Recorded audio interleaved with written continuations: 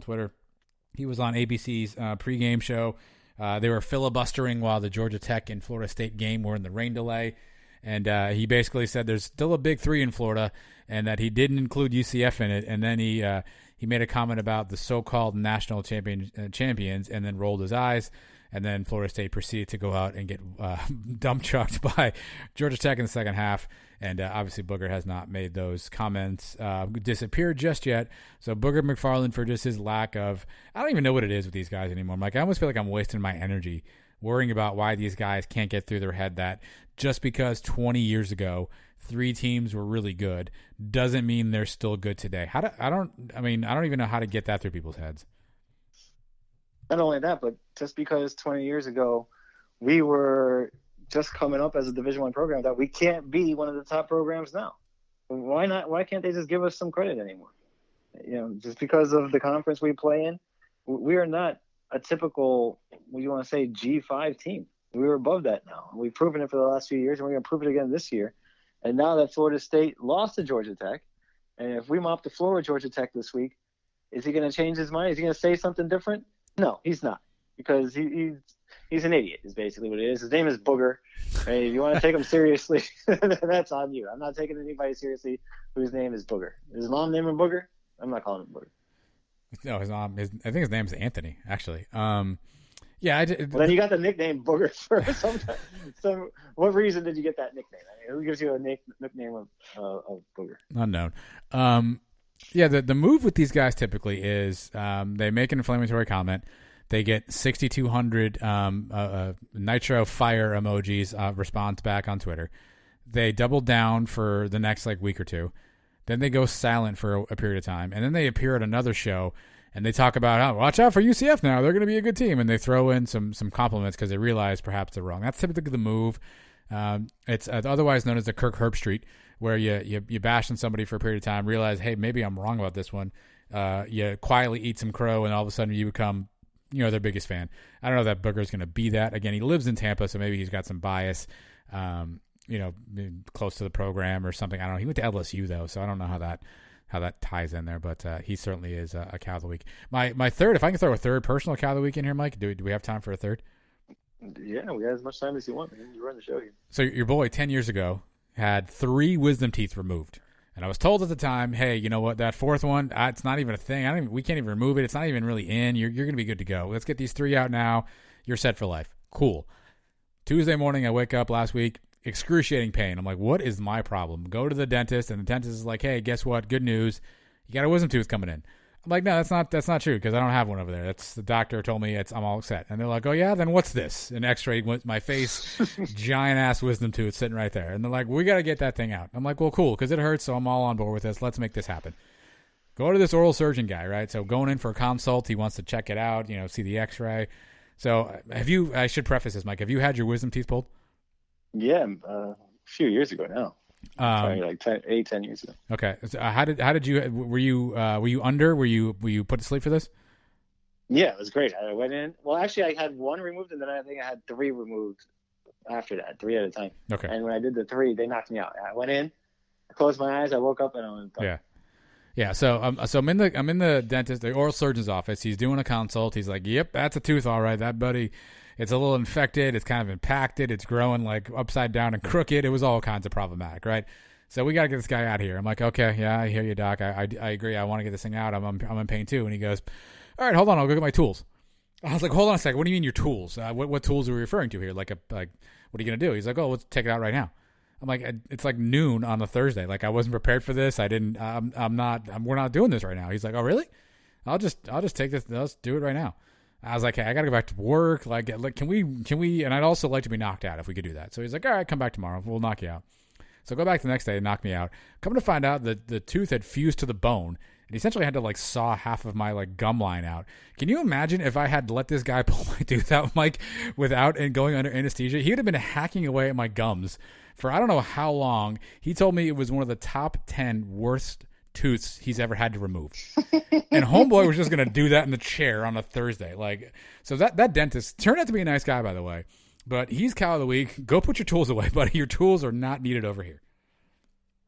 Just springing it on you like that, it's a little scary. I was actually talking with my cousin a couple weeks ago. I'm about to turn the big 40 next month, right?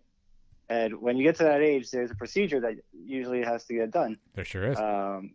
And I'm not really prepared to do it, but for the best of my health and for my family, eventually I'll do it. But he's telling me, you don't schedule that in advance. He just went in for his checkup once he was 40, and they said, "Oh, by the way, here it comes," and it was done. Did that happen to you, or did you get to schedule that thing? I scheduled that bad boy in advance. Yeah, we did not. This was not sprung upon me. Because I'm telling him, I don't think it works that way. I think he got a little surprised there, and it kind of dawned on him at the time. I was like, hey. Maybe it wasn't supposed to go that way. That's how they do pants. No, that's not how it worked for me. I definitely had it scheduled because I went to a specific doctor for that. I didn't just go to like Joe Schmo, like MD. Like there's an actual doctor who specializes in that kind of stuff. And they knocked me out for that too. I went to sleep for that one too. Yeah, I think I want to be knocked out for it myself. Yeah. But then who knows what they're sticking in there. Yeah. Well, actually, I'll tell the rest of the story then because it gets even better. So this happens over the weekend, right? So basically, we're recording this on Tuesday. Sunday through like 4 o'clock this afternoon, I was just in excruciating pain. Like I couldn't even talk. The fact that we're speaking into microphones now is a miracle. So I went back to the guy this afternoon and I was like, "Hey, bro, we've got to do something here. Like this isn't working. This isn't right. Like we got problems." And he was like, "Oh, okay, well, let me take a look at it." So he's like, "I'll take the stitches out right now." Of course, right now he just grabs the stitches out. And I'm like, "No, man, there's some pain like way in the back. Like something's wrong." So he's, looking around with that stupid mirror and all that stuff. He's like, "Oh, I see what it is." He's like, "You got a little like," he's like, "Man, it's kind of like a little lesion back there." He's like, sometimes it happens after surgery or whatever. He's like, "It's kind of like a pretty infected, inflamed little like lesion back there." He's like, "Sometimes it happens when after my instrument's been in your mouth." And I was like, "I'm sorry." Wait, what? And he was like, "Yeah, using the procedure and the tools, like when the instrument's in there, sometimes that'll happen for my instrument." I'm like, "Can we stop saying that? Can we just call it something else?" So my dentist, nice guy, but yeah, cow of the week for sure. There's one reason you don't want to be knocked out, I guess. You don't want some instruments being put where they're not supposed to go. It's that Seinfeld episode where Jerry wakes up and people are buttoning their pants and everything. Like, it's the whole thing. It's all not good, whatever it is. But hopefully I'm on the mend before game day, and that'll be that, Mike. But well, I'm glad you were able to make it to this show and be able to speak to the White Horse with us. We were day to day. Yeah, we were day to day. I was on the injury report for a couple of days there. Jaw was listed. Instrument poking may have been listed. I don't know. But yeah, we're glad we're back, and we're glad you listened in. Again, we're going to try some new things with this new feed. We've gotten a lot of questions, Mike. We didn't do a mailbag this time around because we're lazy and we were too busy prepping for a bunch of stuff that were happening behind the scenes. But we'll do questions. We'll do voicemails later on. We're getting a lot of questions about the new feed. What's going to be on there? What is it? The good news about the new feed is we'll put out what we think you guys want to hear. We've got a stable full of interviews. We're a podcast that's now had George O'Leary on twice, right? So we've got a stable full of interviews that we've been archiving all these years, and some of that stuff's really, really interesting, really good information. So, Mike and I are going to spend some time over the coming months here putting that stuff back together and maybe re-releasing a couple of theme shows, some of the specific interviews, some of our most famous guests, our most listened to episode interviews.